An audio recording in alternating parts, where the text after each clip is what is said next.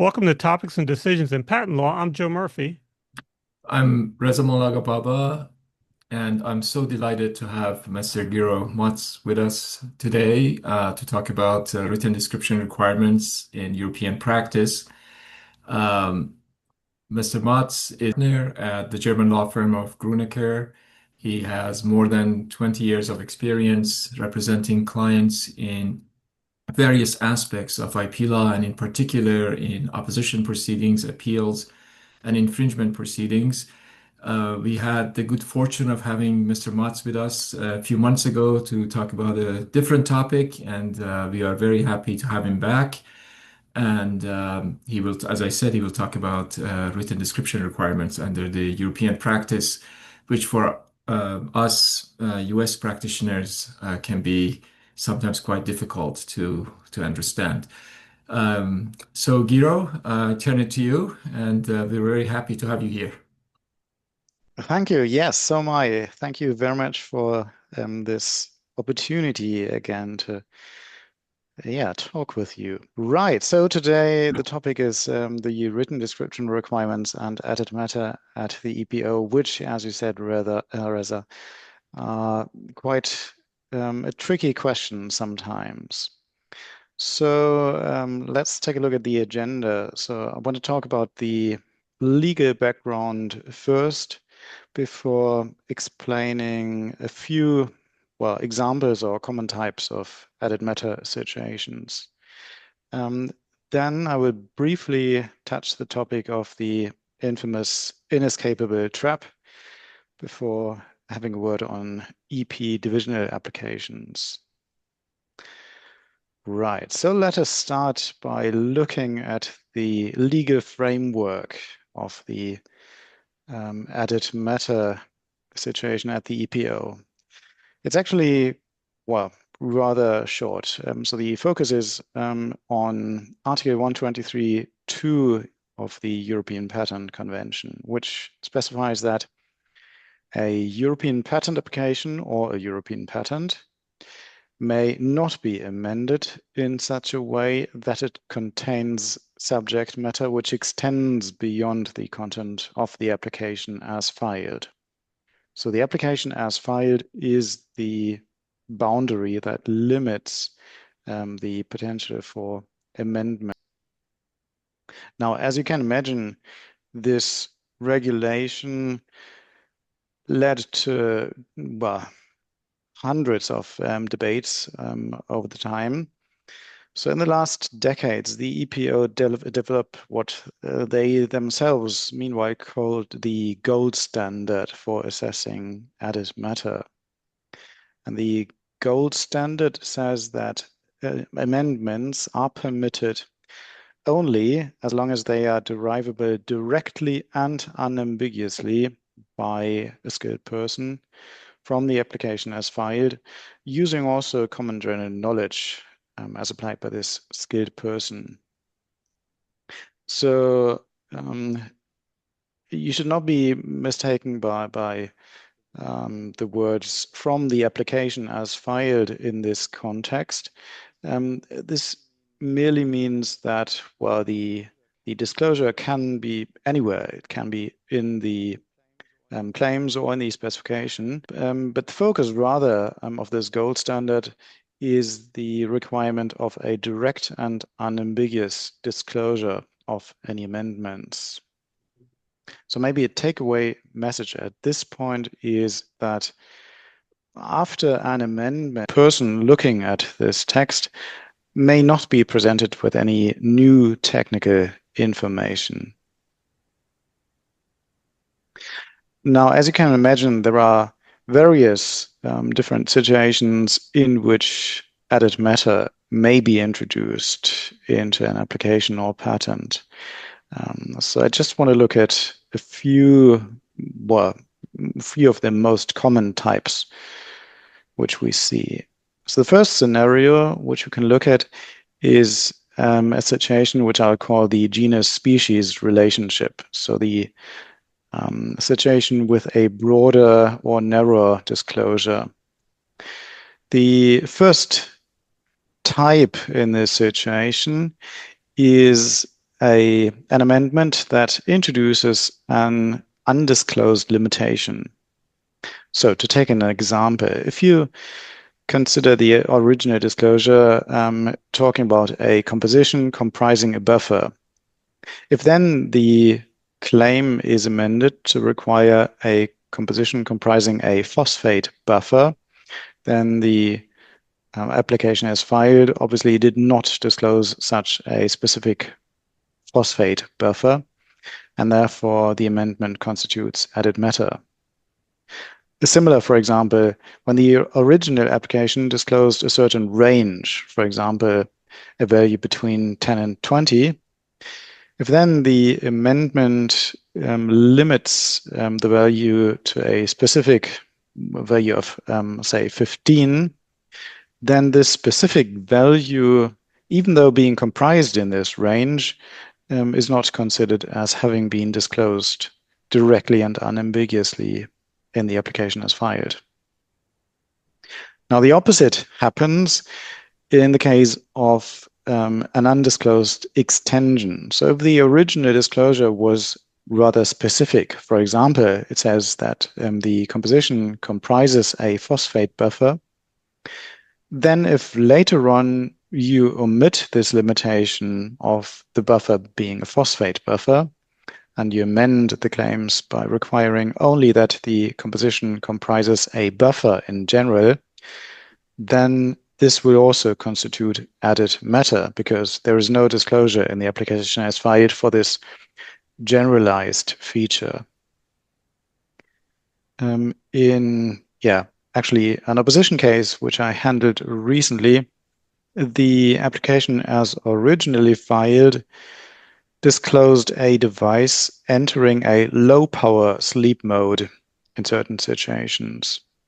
What the proprietor did was amending the claims only to require in general that the device enters a sleep mode, but that was found to violate the principle of Article 123.2 EPC because he had omitted the limitation of the sleep mode being a low power sleep mode.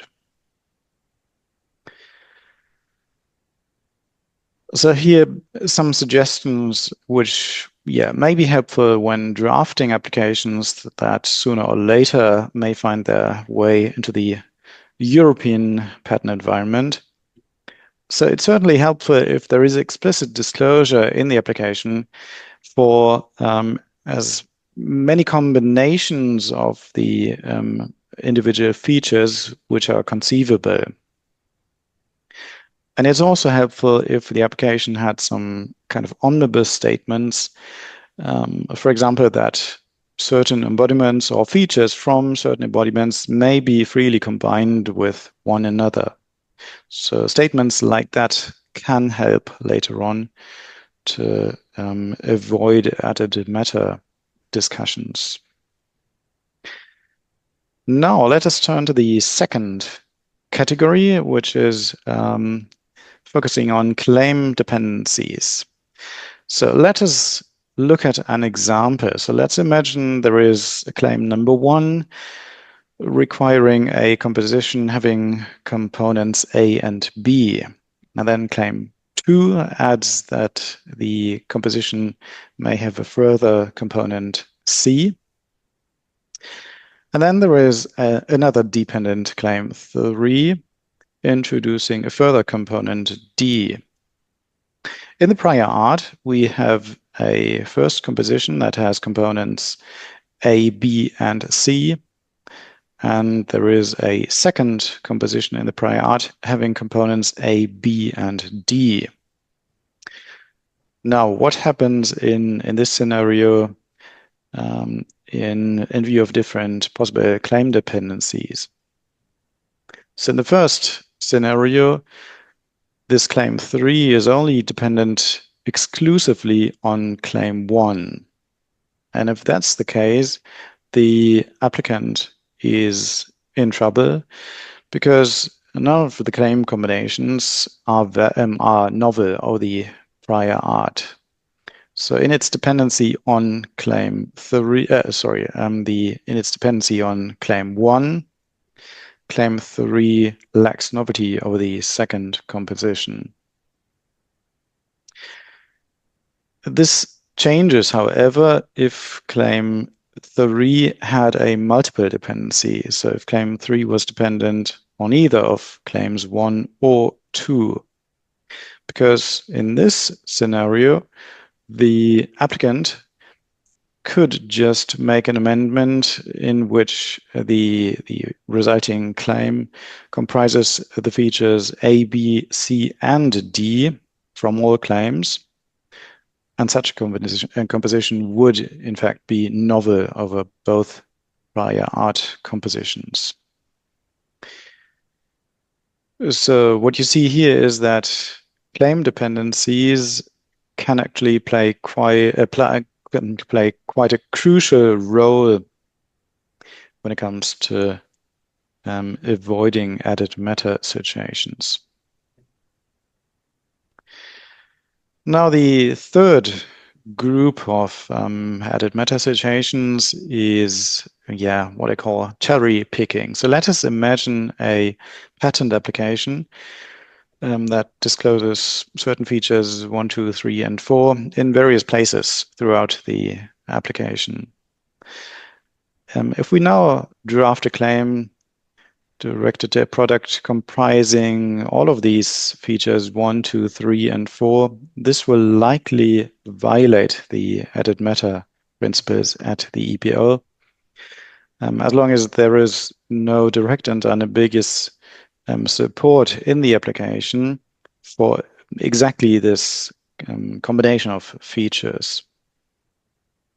So the takeaway message here is that it's not enough that certain features are disclosed somewhere in an application in order to present it together. But what you need to have is a sort of a link. So the amendment needs to be supported by an explicit disclosure regarding the combination of these features. Now, on the next slide, I have two examples from recent opposition cases I was working on, both in the field of electronic cigarettes. In the first example, the original disclosure said that after a sleep time, the computer wakes and immediately and quickly checks again for a vaporizer connection. Now, the claim that was drafted in view of this disclosure had a slightly different twist. It said that during the sleep mode, instead of after the sleep time, the computer is configured to wake after a predetermined time and check whether the vaporizer is connected. So on first sight, you might think, well, that looks pretty similar to the original disclosure, but on closer sight, no, it's different. So the requirement of the connection being checked after the sleep time has been moved to during the sleep mode. And the requirement of the check occurring immediately and quickly after the sleep time was omitted in favor of a predetermined time, which was not disclosed originally. So we actually have various added meta issues in this amendment. And then the second example on this slide had the original disclosure of a two-stage cooling assembly in an electronic cigarette comprising stages A and B. And here the proprietor drafted a claim which was directed to an e-cigarette, but only comprising stage A. So the proprietor omitted the requirement of a two-stage cooling assembly and also entirely omitted the second stage B. So there was also decided to violate the added meta requirements. Therefore, well, as a takeaway message at this point, and similar to the message I gave earlier, it's very helpful when drafting an application to create a sort of pool of potential features and also to present them in different contexts. And what you can do is you can actually systematically permutate these features in order to present as many different combinations of the claims as possible. And that makes it much easier later on to present such a combination of different features. And well, after filing, when you're confronted with objections and you have to amend the claims, it's very helpful or useful to use to look for specific language in the application as filed that, well, at least implicitly, but rather explicitly discloses a combination of the features you want to combine. Well, now let us turn our attention to the infamous so-called inescapable trap at the EPO. So what is this trap? Well, so far, we merely talked about the requirements of Article 123.2. But on this slide here, you see that the article actually continues and requires that the European patent, so we now after grant, may not be amended in a way as to extend the protection it confers. So after a European patent is granted, it is forbidden to broaden the scope of the patent. What happens here is, or what may happen, is that, well, if during prosecution the applicant introduced a limitation X which was not disclosed originally, for example, in order to overcome certain prior art or by accident, and then the patent is later challenged in opposition proceedings, and it's found that the added feature X actually adds matter, then the proprietor is in deep trouble because the proprietor cannot maintain this the granted claim because of this violation of Article 123.2. So the feature just had not been disclosed originally. On the other hand, however, the proprietor can no longer remove this feature from the claims because if doing so, the scope of protection would be extended, and that would be a violation of Article 123.3 EPC.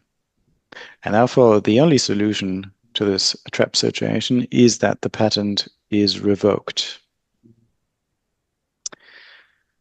Now, as a sort of fallback position, if you have to introduce an amendment during prosecution where maybe you're not entirely certain whether it will survive an added matter attack, you may, of course, file a divisional application prior to publication of the patent so that if needed, so if your patent is found to be in the inescapable trap, you can still go back to the divisional application.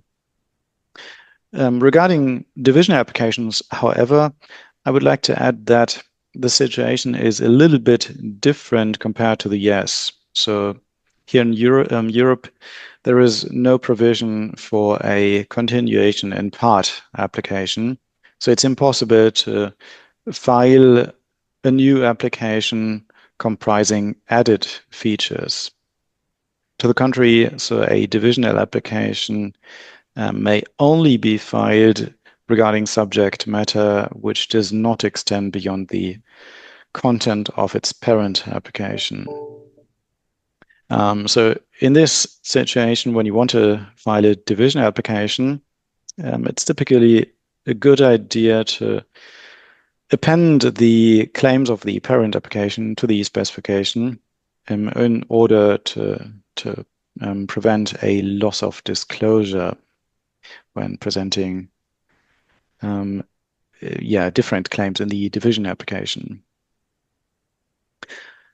Yeah, and that already brings me to the end of this presentation. So the conclusion here is that when you want to make amendments at the EPO, it's a good idea to be very careful with these amendments. And when you are considering to oppose a European patent, then it may equally be a very good idea to look out for potential added matter defects of this patent, because that can really be a very strong weapon against a European patent. Right, and that is all. So thank you very much for your attention. Do you have any questions? Thank you, Gero. It was really quite interesting and very informative for us. I start with one question, and I know Joe has a few questions as well. One of the things that we face relates to, as you said, cherry picking from different embodiments and trying to include all the different permutations, which in principle is doable, but in practice, in many cases, it becomes really unwieldy in terms of the time it takes and the length of the application.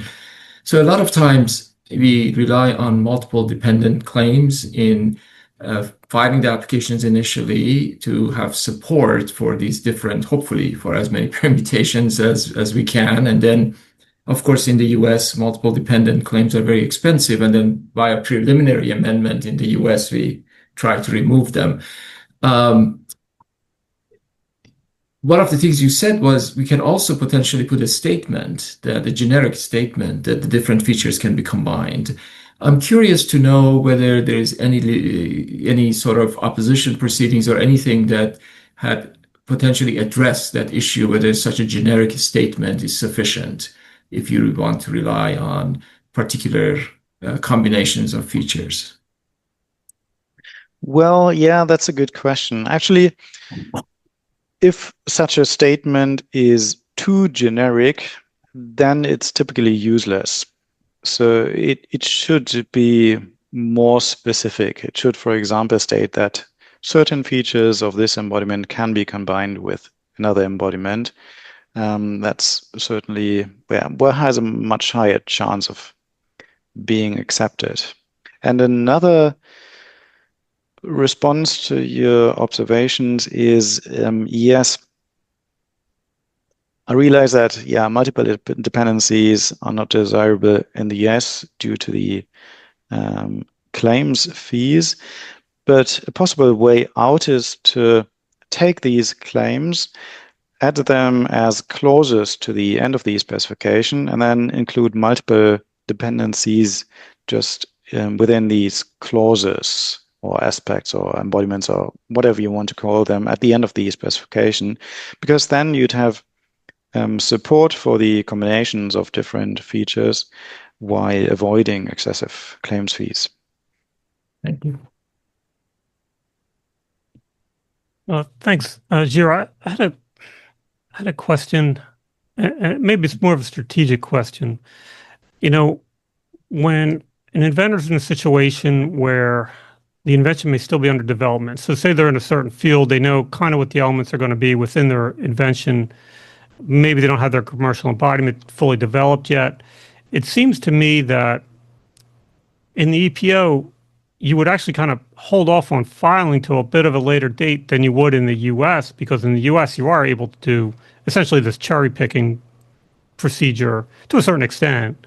Whereas in the EPO, it's very disfavored, right? So if you try to pull from here and there, it becomes a real issue. So I guess two thoughts. Number one, is there an advantage to waiting to get that first application on file? Specifically, I guess, speak for someone, for an inventor in the US with Europe in mind. And then the other thing is, and I really liked the concept of the pool of different various embodiments.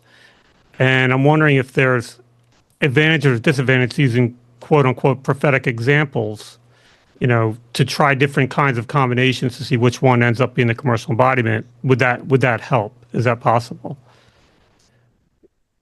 Yes, yeah, I see the problem, and you're right. What we would need would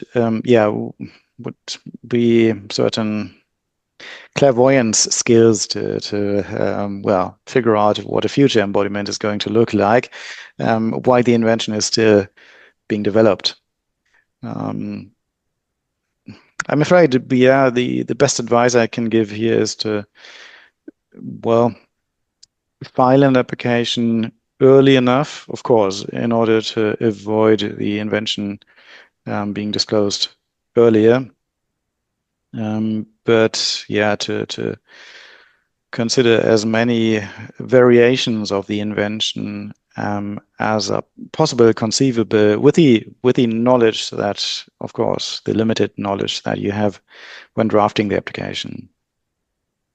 When when you're making the arguments to try to overcome an added matter objection in the EPO, does it matter where the various embodiments were disclosed? That is to say, in the examples versus sort of the body of the specification or detailed description, as we would call it, or if we list claims out and using multiple dependencies, does that affect how convinced either the examiner, I'd say the examiner would be about whether or not the an embodiment was disclosed sufficiently?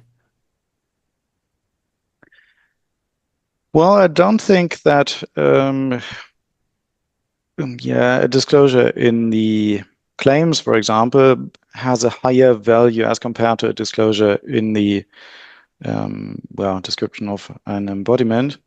But on the other hand, you want to be careful that if you take a feature from the description of a certain embodiment, there may be a context which you need to observe. So the feature may be disclosed or may be regarded as being disclosed only in a very specific context, inextricably linked with other features, which then also will have to be taken into the claim in order to avoid what's called an unallowable intermediate generalization. Okay. Sorry. Go ahead. I have a question about multiple dependencies. My understanding is that under the PCT guidelines, you're not supposed to have multiple dependent claim that depends on another multiple dependent claim, but it looks like in practice, the European examiners don't seem to worry too much about that. And of course, that's very helpful to be able to do that because then you have various permutations covered much more easily. I was just wondering if you might have any comments on that. Well, from my experience, I've never seen any European examiner raising this issue, probably because they are very used to multiple dependencies or claims having a multiple dependency and referring back to multiply dependent previous claims from the European applications which we prosecute. So yeah, as you said, that is hardly ever a problem. It can be very helpful. I mean, in trying, as you said, cover as many permutations of features as possible. Yes, absolutely. I like your concept. The concept that you've mentioned about the pool of different various embodiments. What's the feeling about ranges? So it's easy to kind of come up with different say excipients or whatever you want to use in a formulation, for example. But then at this point now, when I draft, I literally draft like 0% to 100% and list it all out. I mean, but then ranges within that and all those things is there. How strict is the added subject matter objection on ranges, and is there sort of a way to get around that and give yourself room to maneuver, but still meet all the requirements for the added subject matter? Yeah, that's a very good point. In fact, the handling is pretty strict as well. So when you disclose a range from 0 to 100, then that is basically the only range you can take, either the entire range or nothing. But you cannot arbitrarily select a certain sub-range, say 20 to 40 on this, unless you had explicit disclosure of this sub-range in the application as originally filed. And therefore, as a recommendation, when drafting, it's useful to start with a broad range, but also disclose a variety of possible sub-ranges verbatim in the original application. Ideally, also with certain, well, advantageous effects provided by these specific sub-ranges. You have the same issue with ranges in the US, of course. I mean, unless if it is disclosed, you're not going to be able to claim the sub-range. I've seen in some cases, in some applications where they mention a range, and then they also have a generic statement that any sub-range within the range is also contemplated as being available. I'm not so sure whether that would carry the day at the end of the day, because that just seems very generic. But I've also seen that, and I don't know what you think about that, Gero. I'm afraid I share your concerns. Yes, I'm afraid that will be regarded as being too generic. Yeah. I'll give a the way I do that, I get around it. As I mentioned, I'll list out 0% to 100%. And I'll literally relate 0, 1, 2, 3, 4, 5, all the way to 100. And then sometimes in the claim, say, for example, if you, as you mentioned, you're 20 to 40%, I'll say where the concentration is selected from the group consisting of 20%, 21%, 22%, and just list it out to 40%. And it makes a long claim, but you've got your range in there. And, it's hard to come up with every permutation from 0 to 100. To cover yourself. So these are the kind of things we have to deal with. As you say, we're trying to predict the future to a certain extent when we draft these applications, because we don't always have the commercial embodiment exactly developed. Of course, we don't know what the prior art is exactly going to be. All these things have to go in while we draft it, and so I think one key I always think about is give ourselves room to maneuver. But this has been tremendously helpful. To give us some insight as to how to deal with this, the cherry picking issue and the gold standard. I really appreciate it. Yeah. One thing that was interesting that you mentioned, which I think is it's a difference between the European and US patent laws, is that in the US, one can request a reissue, a broadening reissue within 2 years of issuance of the patent. But for re-examination in other situations, of course, you can't. And if you go beyond the 2 years, you could only have narrowing reissue as well. So, but there is at least that opportunity, which doesn't seem to exist in Europe, as you were saying, that you're really once the patent issues, you're stuck with the scope that you got. Indeed, yes, yeah, that's true. Yeah. But of course, there's good reason for that. I mean, that's sort of the notice to the public of what the scope is, which makes sense. Of course, even under reissue, there's issue of the intervening rights, that if somebody relied on those claims within that intermediate period, you may not be able to accuse them of infringement of the broader claims. But it's interesting. It's a difference between the two practices. Right. Yeah. Well, thank you so very much. This was extremely helpful. We always, as US practitioners, struggle with this, and your hints are extremely helpful. Thank you so much. Yeah, thank you so much. I really appreciate it. You're very welcome. And yeah, if you have any follow-up questions in this regard, don't hesitate to get in touch. Thank you. Thanks so much.